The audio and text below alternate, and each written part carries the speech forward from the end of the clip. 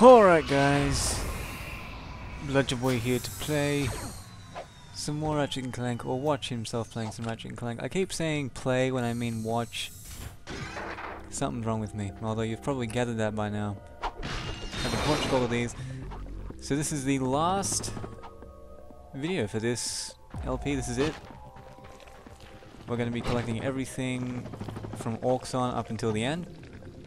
And I think at the end I've got like the PS2 booted up on standby so I can get the gold weapons for you. I figured we might as well get everything. And I'm going to go and get the RYNO and then get the gold weapons. So we will have everything the game has to give us. You unlock like a making of RNC video, but there's no point in me watching that and then talking over the top of it, so fuck that. If you want to watch that, then go find it. Or play the game and unlock it yourself, you know. I'm not going to sit here and watch it myself.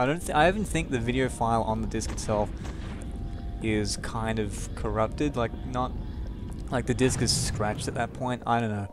I just remember that video not working very well when I tried to watch it. So yeah, this is the last one. Took me only 10 months or so, 9 to 10 months to do one LP. So by July next year, maybe we'll be done with RNC2. I was about to say LBP2. I can see that being a very common mistake, me saying LBP2 instead of RNC2. They're both 3 syllables, they both rhyme. They're both sequels to an original independent project, so I'm probably going to make that mistake a lot of times. But Ratchet Clank 2 is the next LP that I'll be doing. And it will be in the HD version, not the standard def version. I'm having not second thoughts about it, I'm just concerned that because I'm really aware of all the graphical bugs and the sound bugs. They're things that get to me. I don't know if you'll give a shit, but I'll give a shit. I know that the music doesn't loop properly. I know that the cutscenes, like the pre-rendered cutscenes, aren't in widescreen, but I can fix that in post. That's easy. Just do some cropping, and that's done fairly quickly. There are some errors with even in the cutscenes that are rendered live, like what is it? When you're in the ship, or whenever you have a screen, a telescreen with Fizz widget on it, or any other character probably, in any cutscene that isn't pre-rendered, even those characters are squished. They're also in they're supposed to be in widescreen but aren't rendered in widescreen, and it's really weird how what should seemingly be restricted to pre-rendered cutscenes also extends to ones that are rendered live. I don't know how that works. I would assume maybe the I mean, it's not an actual 3D object of Fizz widget being rendered on that screen. I'm pretty sure it's probably like a pre-rendered movie itself that's being squished. Using the same module of code for presentation that the other ones are, but it's a very small bug. It doesn't make the game any less playable, but it was really annoying to me because I'm the kind of person who's annoyed by things like that. I hate things like that. Also note that because this is in HD, I'll be rendering it and uploading it in HD, otherwise what's the fucking point? The upload will take a lot longer because these standard def videos, they're rendered at a far lower bitrate than the HD counterparts because they don't need as much data to hold all the information because the frame size is substantially smaller. HD videos will take a lot longer to upload, and because these are like long videos, these could be, you know, half an hour, 20-minute videos, some of them, especially towards the end when we're going through the desert collecting all the crystals and the moonstones, because I'm going to be doing a 100% playthrough. I don't know if I'll do a trophy, like a platinum playthrough. I don't see the point in that. I think I'll just stick to playing on my existing account where I've already got all the trophies and just 100% the game rather than platinum, because platinum it requires getting like 2 million bolts and holding them all at once. Which for some reason brought up in my head this image of a guy holding 2 million actual bolts, like, this is precisely what I need. That's ridiculous. Anyway, yeah, I think I'll just complete it 100%. But because the videos will be in HD, they'll be substantially bigger and they'll take longer to upload, so I'll be less inclined to do it as frequently, which is kind of ridiculous considering that it took me 9 months to do this one, and this was in standard def where things didn't take as long. So yeah, what I'll probably end up doing is recording in batches and just rendering a shitload and uploading them over time. I'll try and have an episode up every couple of days, but I can't make any promises. So yeah, and I mean, considering it's what, October now, university for me will be over, or the semester will be over by the end of October, so from November till about what would it be? March? Yeah. From the beginning of November to the beginning of March, the end of February. I might be working, I might not be working, and if I am working, it could very well be a full-time job Monday to Friday. So if that's the case, I might even postpone starting the LP until March starts, I'm not sure. I'd rather not do that work, to be honest. It's a pain in the ass. I'll be paid well for it. Like, that's 4 months of full-time work. That's fucking 11, 12 grand. Which is helpful. Very, very helpful. I can invest that and put it away, get myself some savings. So in the long run, really, it's worth it. Much more worth it than an LP is, but yeah, if I do start that, I would probably put the LP would be either on hiatus or I wouldn't even bother starting it. So I'll let you know how that turns out in the coming weeks. I think what else? There's the Perfect Dark LP as well. I could probably do that while work was going on if I did get this full-time job for these 4 months. Because I can record that gameplay whenever I want, and the videos will not be as long. They'll be 15 minutes tops. So, and all the commentary will be post, so I don't have to organize to be playing and recording commentary at the same time. Less organization, less hassle, and it's more workable and less reliant on certain things. So that, I guess the organization would be, if I don't get this job, this full-time job, I might still have a part-time one or whatever, but if I don't get this full-time one necessarily, then I can just do both at once. But if I get this full-time job, then we might just do the Perfect Dark LP of just the combat simulator, just fucking around with bots and stuff. That'll probably be 6, 7, maybe 8 episodes long. I got some great bargains. 15-minute episodes, I'd say, so about an hour and a half worth of just me fucking around playing a game that I really like playing, so we'll see what we can do with that. Ugh. I think if you went back and listened to all these, and you listened to all the times I stretch while I'm recording these, you'd have quite a high number by the end. Oh man, I don't know why, I just get all tense when I'm sitting down talking. It's a stressful, it's very physical activity, you know. I have to scratch myself, I have to breathe. It's taxing. More work involved in an LP than most people think. The thing is to sit and play a game. You are wrong, sir. You are very, very wrong. Oh man, I just felt like I just woke up even though I didn't. Man, it's like 3 o'clock. I woke up at least 3 hours ago. It's strange now. For me, like waking up at 12 is like early. But 12 is like an okay time to wake up.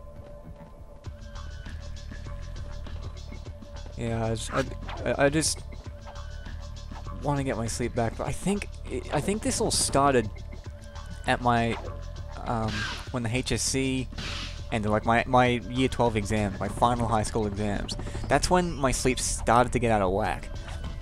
And I think when I went on my after exams trip with my friends, that was like a week of me going to bed late and waking up late. And ever since then, I think it's just been so reinforced into my body that it's going to take like a year of conscious effort of me waking up at 9 or 8 or whatever hour and going to bed at, 11 or 12 to get it back into shape. Although if I get this full-time job, I'll have to wake up at 7 or something like that, and that'll knock the fuck out of me. So perhaps this job is a very good idea. I've heard though that like I won't be in the same I'm working at the same place I worked not last year, at the beginning of this year. So the Department of Education, working for the government, hell yeah. In the same department, but doing different stuff, and like I was told it was like more strenuous, and I had to make phone calls and things. And, I hate the telephone. I just hate making phone calls. I don't know why. It's just the most awkward thing for me. Because I always think I'm disturbing people, like they're in the middle of something, and I'm disturbing whatever they're doing. Because I hate it when the phone rings here and I have to go answer it. I'm fine with answering the phone. I don't have a problem with answering the phone. But at the same time, if I'm in the middle of something and the phone rings, I get pissed off. Not super duper angry, but it annoys me that I have to stop what I'm doing. When anyone interrupts me what I'm doing, I get annoyed. I get really, really irritated. I don't know why. I just hate being interrupted. I'm not very accepting of any change, whether it's short term or long term. Hate change. I want change to be so gradual I don't even notice, man. Not gonna happen in this world. Oh man. And on top of that, I mean, there's the work I have to do now. It's this writing assignment I have. I haven't done much for. The ideas just aren't coming to me. Although, I did write this one, like, poem. I decided for one of the things I'm gonna write a sequence of poems about something. And you ever done that thing where, like most people who, well, that was close. Anyone who does like creative work will probably relate to this. Have you ever like had to rush something? Like you've had to rush writing something, or drawing something, or painting something, or whatever. You've had to rush creating something, and you don't think it's very good. It's this spur of the moment thing. You just get this creative rush, and you just have to do it to meet a deadline, and you don't think it's very good. And then you show it to your friend, and they like think it's awesome. Not the best thing ever, but they think it's really good. They think there's really good parts in it. They're like, oh, I don't suck. Awesome. That's what I wrote on the, what was it, Friday morning? Yeah, I had like a writing tutorial at 1:30 where we had to hand in progress of our work. And like, fuck, I've done nothing. Quick, write something. So I get on my computer and write like the last poem in a sequence of 4. Because that makes sense. Let's start at the end and work our way backwards. And ended up not having to show it to him, so I'm like, oh good. I'll just keep this and work on it a little bit and show you, at a later date. And then, once we got out of class, I was walking with my friend and I told him about it. And he read it and he actually laughed at it and it made him smile. I'm like, oh good, it doesn't suck as much as I thought it did. And it is true. Like when you just get that rush and you just let things flow from your head, you often get a much better result. Like I don't know if I've mentioned this before, but I mean in writing comedy, I learned the hard way that forcing material is the worst thing you can do. Always the worst thing you can do, because it will never be funny. And especially with writing, if you work anything to death, it just won't be funny. What the hell am I doing? What am I firing at? Yeah, if you force writing to come out of you, it just won't work. If you experiment and you just consciously just sort of go, oh, let's try this, let's try that, that's fine. But when you're forcing yourself to write about a specific thing too hard, I guess, doesn't work. Watch, just right here, watch the bolt counter. Watch the bolt counter. Did you see that? It just went up from 48,000 to 63,000 in an instant. One of the bolts I just picked up was worth 15 fucking thousand. That just puzzled me. Because I was playing the HD collection, you know, when I got it. And the same thing happened when I got into this room. The bolt counter just went up really, really high. Really quickly. And I'm like, what? How did that happen? Like, I thought, how many bolts did I come in here with? Maybe I came in here with more than I thought I did. And I just thought, oh, you know, I just came in here with a higher number than I thought I did. I've just seen the wrong number in my, and I've just seen things wrong. But no, now I have it on tape that it went up from 48 to 63. Difference of 15 grand in an instant. It's not even me going around collecting all the bolts in the room. That's just one, just went up like that. Just, I'm not crazy. You saw it. You fucking saw it. You saw it, goddammit. Anyway, what was I talking about? Yeah, forcing things. And especially with writing, like, writing is one of those things you can improvise. Like, I've never seen an improvisational painting show, or a drawing show,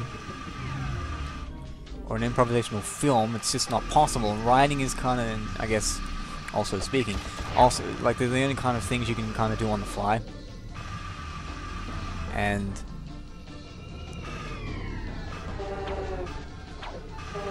yeah, it's just one of those things where spur of the moment is usually good rather than just shit. I guess you can do like 5-minute drawings and stuff. I don't know. I know Randall from XKCD, he did a couple of 5-minute comics. Well, such you can, but that's still not as fast-paced as improvisational comedy or just mind writing or a stream of consciousness from your own head. Interesting like that. Yeah, I think it's going okay. I don't know about the idea, like, the idea I have at the moment is a sequence of poems where one of them, well, not one of them, it's like the stages of being attracted to someone, a woman in my case.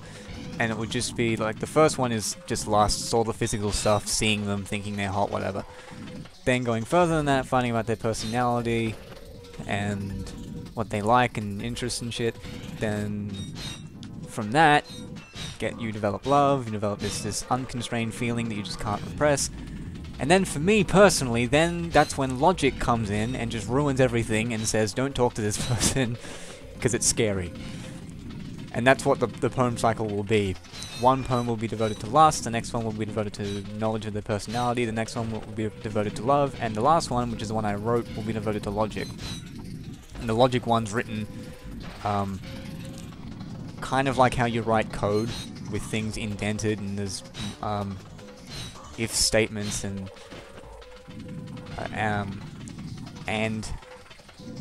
operators and things like that. And when I gave it to my friend, he reminded me there's so many more operators than that. There's like you have to put then every time you put if, and there's the or, nor, XOR. I could put all that shit in there. So I don't know how that idea works. It stems from a similar idea I had where I wanted to personify elements of the mind, which this still does, but then I wanted to put them in like a play and have them interact with each other, but there's really not that much they can say. I just don't think that'd be very interesting. So they can interact. You could do this as like not an existential, a metaphysical kind of comedy if you wanted to, but I prefer just the poetic route. Did I just say route? Holy crap. That's the influence of America for you. I just said route.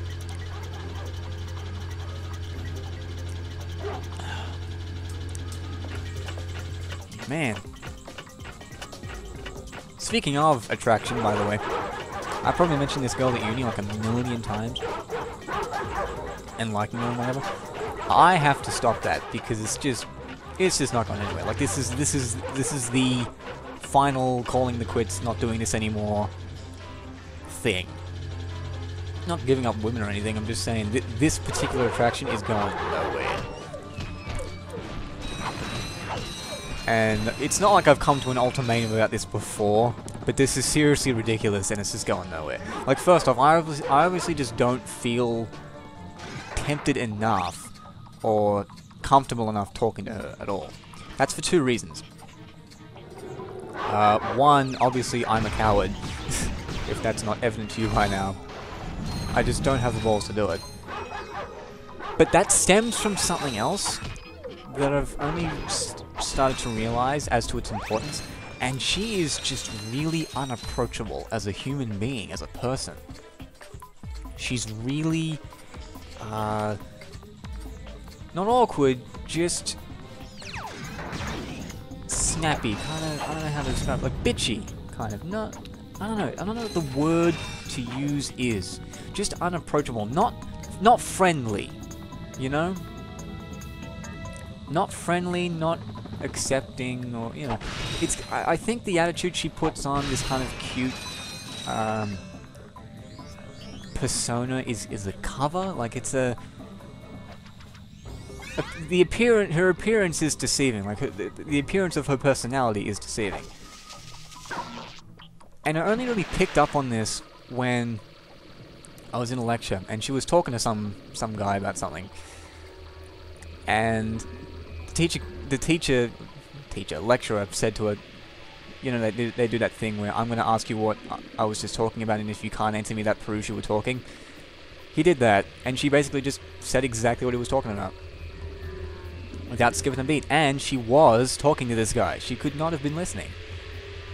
So, and it was just snappy comebacks, no shit, no bullshit. And this is the kind of girl who puts her feet up on the tables and stuff, you know.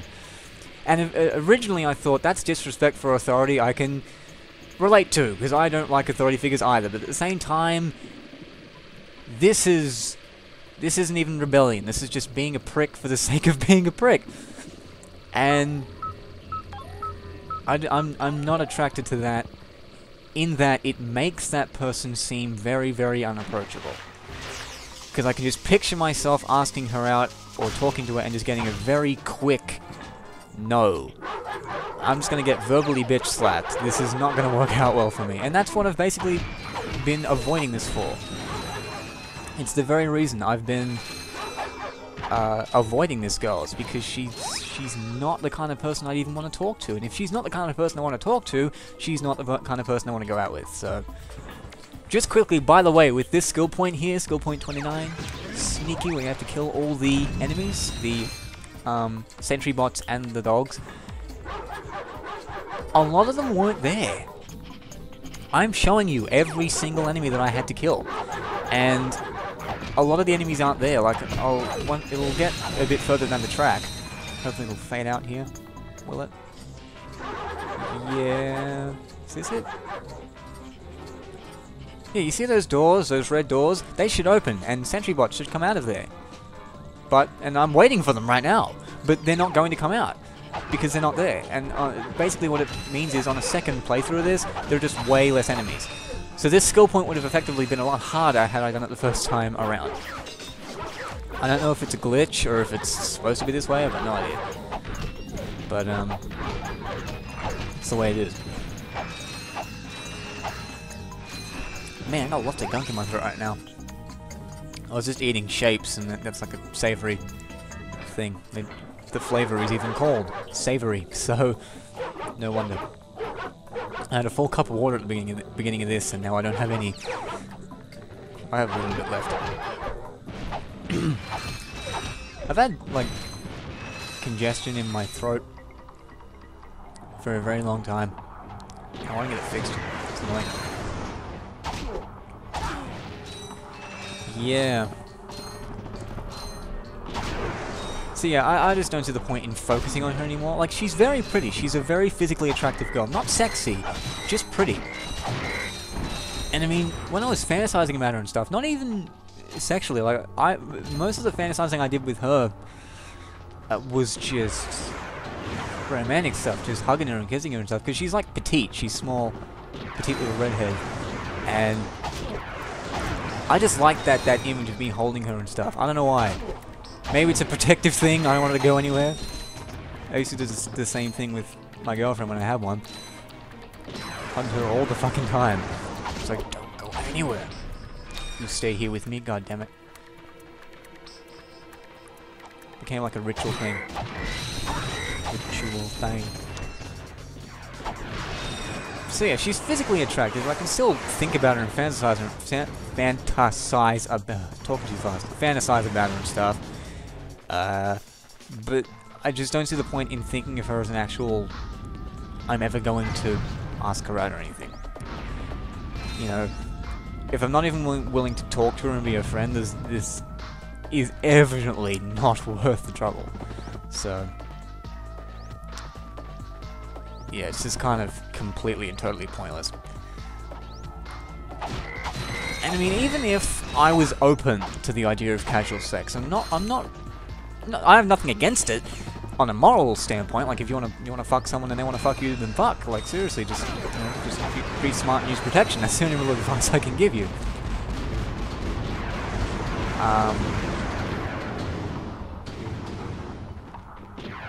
Just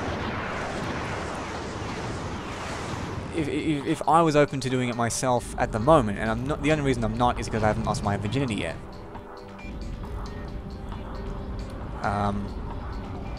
If I had, then I would be open to it. But even if I was open to it, I just don't think even that is an appropriate thing. Not necessarily appropriate, I just don't think it's something I'd ask for. She's not a girl I want to fuck and then never speak to again. Because even that I can imagine being very... I don't know, just something I'd regret doing. Because whenever I fantasize about her, it was always in a very loving context. And I guess I just can't picture us on a purely physical level. And there are girls I can picture on a purely physical level. There are girls I know who I just want to fuck, and that's it. I have a friend of mine who is just hot, and I just want to fuck them, and I would do anything for them to lose all aspects of their personality, just so they could be this thing that I could fuck. But you know, that's what we like to call misogyny. It's not gonna happen. This is an intelligent human being who is my friend and who I can talk to and whatever else. And there are other aspects which I will never access. We're crossing over now to me actually playing the game. I'm playing the game at the moment now. And I'll just press this button to get into HDMI. Here we go. I can actually hear what's going on. Just jumping around. We're back in Rilgar, on planet Rilgar, Blackwater City, and we're going to go buy the RYNO. As you can see, I've got 528,000 bolts here. This should be enough. RYNO for your robot. So, Well, I'm going to buy the RYNO, buy the 10 gold weapons, show them off a bit, sorry, he's not for sale. What's a and Rip ya a then new we'll What did close you it off, say finish it up, wrap things up, RYNO. turn it off, terminate it, Why, stop that's it, the most powerful missile launcher axe in it, the galaxy. I know it's worth a lot of bolts. He and must I'll have kill stolen it myself. From the Blarg. Stolen. Look, trash can. Metaphorically, If I that is. says anything about it being hot, you better watch your mouth or I'll... Wait, don't tell me. Rip you a new one. I love the kind of stuff they can get away with. I'm going to tear you a new asshole with this missile launcher. Yeah, try carrying it around in your trench coat for 2 months. Thank you, sir. Given what Ratchet carries around, like, collectively, I think that's a lot heavier. Work. If you tell anyone what you saw, what we talked about, Do I even have to say it? Help. you two have a nice day. Couldn't you just rob the guy? Get the bolts back. Not that you need them. But alright, let's go. Oh shit, ow. Let's go to the other planet. Mother. Hold on. Which way's quicker? I'm like stuck in the middle. Oh, we'll go this way. This way's quicker. Because this is the way I came, so... Although granted, I can just jump in the water and die. Oh, it doesn't matter. So yeah, as I was saying, there are girls that I would have a purely physical relationship with if I could. They do exist. I'm not completely closed off to the possibility, but this, you have to be talking really, really, really attractive.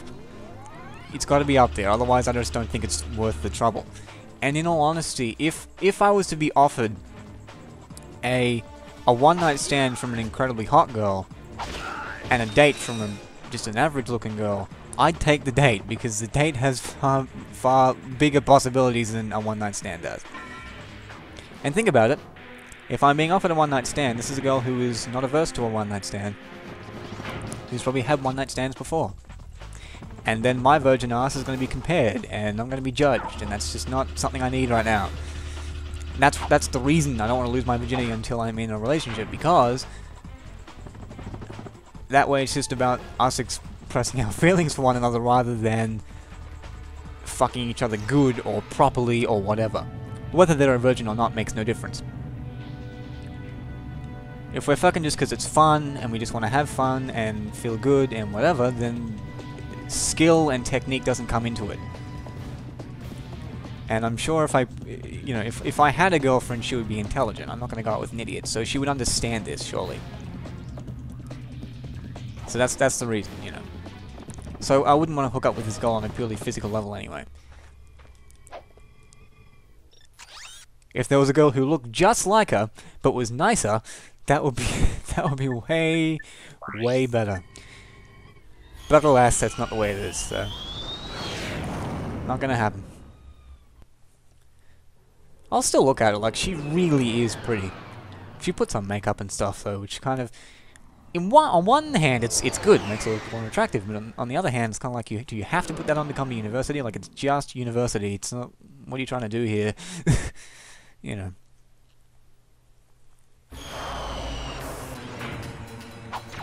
But yeah, her attitude is just horrible. Not the kind of person I'd ever talk to. Not very nice. Hi there, Fuzzball. Kind of like That's a real beauty. pretty and nice on the outside, bitch on the inside. Let's buy all the other weapons here. Let's hope I have enough money. Oh, that's a nice one. I got the persuader, so everything should be cheaper. Oh yeah, we should have enough money by far. Ba-ba! Alright. That's gonna sound all out of sync because I actually said that out of sync. Anyway, that's all of them. And we'll go to this thing here. You unlock this when you beat the game. And go into challenge mode. This is where all the gold weapons are stored. And we'll buy them all one by one. Alright, gold Tesla Claw. This shoots green as opposed to the blue that you never saw me use because I never bought the fucking thing. Gold Bomb Glove. I think that just makes acid explosions or just bigger explosions. Looking at the explosion would be helpful. Yeah. Gold Devastator. I don't know what this does. I don't know if... Does it shoot gold rockets? Oh no, just... I think the... Oh, I see. It just makes... It's like a... cluster... rocket. A rocket with cluster grenades in it? I've got no idea. This just shoots acid. They really like green with these gold weapons. They really like green shit. Making everything green.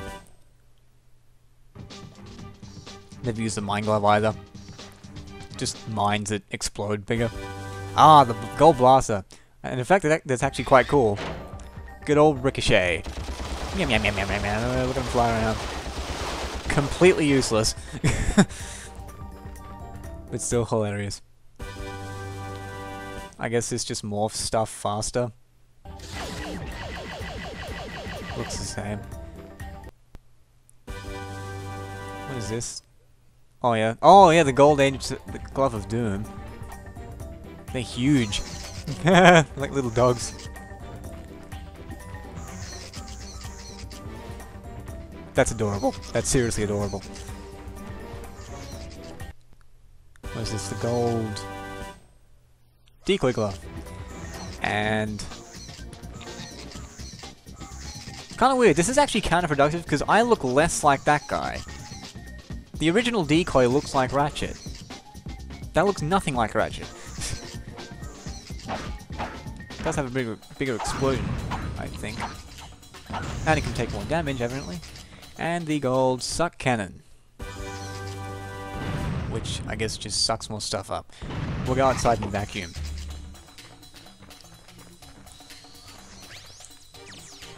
But yeah, just going back to the girl thing I was talking about, I just don't see the point.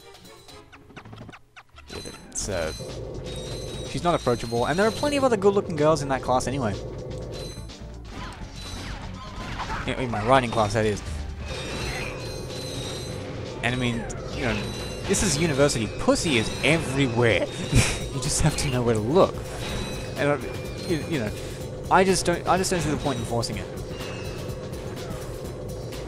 This guy. What happened to this dude? Did he get the blue screen of death?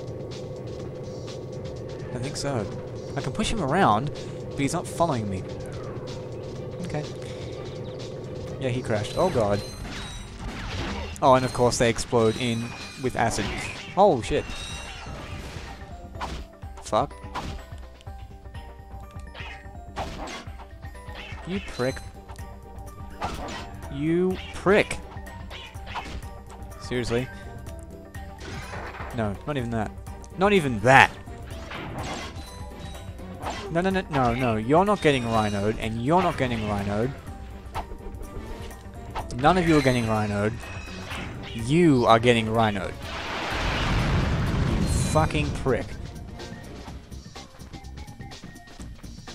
Yeah, let's just go around shooting shit with the rhino. Oh, I can't believe I bought you this and didn't show you it. Like, if you've never played the game, this is just the most epic weapon ever. This is good. Ah, it just kills everything. Even firing it when nothing's in the way is fun. Just thinking, who else is in my riding class I'm attracted to? There's that blonde girl. She's a lot nicer. And there's that other girl with the ring. Not what do you call it? Nose stud? I don't know. I think I might have sabotaged my chance with anyone in that class. Because, I mean, some of the writing I've presented has been really grotesque. So, like, I mean, I'm not known for censoring myself. But maybe with this love poem thing, I can show that I've got a sweet side. I don't know. Because I think one of the techniques the tutor gave to us was you can be cute if you want to, but you have to have genuine feeling behind it. Otherwise, it will show that you're forcing it and you're being tacky. And not that I have genuine feelings for anyone anymore, but I mean, like, I do have a sweet side. It probably doesn't show here or on my blog anywhere. Oh no, on my blog I think it would show. Here, no. No way. Like, I mean, one of the things I wanted to talk about in this thing, one of the things I thought about talking about was sexual positions I'd like to try. So, I'm not completely sweet, but I mean, as I said, if you offered me a one-night stand and a date, the person offering me the date could be significantly less attractive, and I'd still take the date because I'd much rather a long-term relationship than a one-night stand. That's just me. Once I lose my virginity, I'll be fine with one-night stands with hot girls. No problem. But until that point, until I become comfortable with fucking, I don't think it's gonna happen. So, that's the end, folks. That's it. Did you see that? The target. You can even fire the rhino from inside your spaceship. I want to see that. I want to see an intergalactic drive-by with the rhino. That would be sweet. They got to put that in the next Ratchet & Clank. It reminds me of what was it, Family Guy, Blue Harvest, when R2-D2 rolls down the window with the gun, just shoots the ship at the sky. That's funny. Anyway, this is it. This is over. I have to stop talking now, otherwise this is going to go on forever and a fucking day. So this is the end of Ratchet & Clank 1. Look forward to the Ratchet & Clank 2 LP. That'll be the main one. And look out also for the Perfect Dark LP. Just the short combat simulator LP. If you haven't played it before, it has guns and shooting and dying, so I'm sure you'll like it. And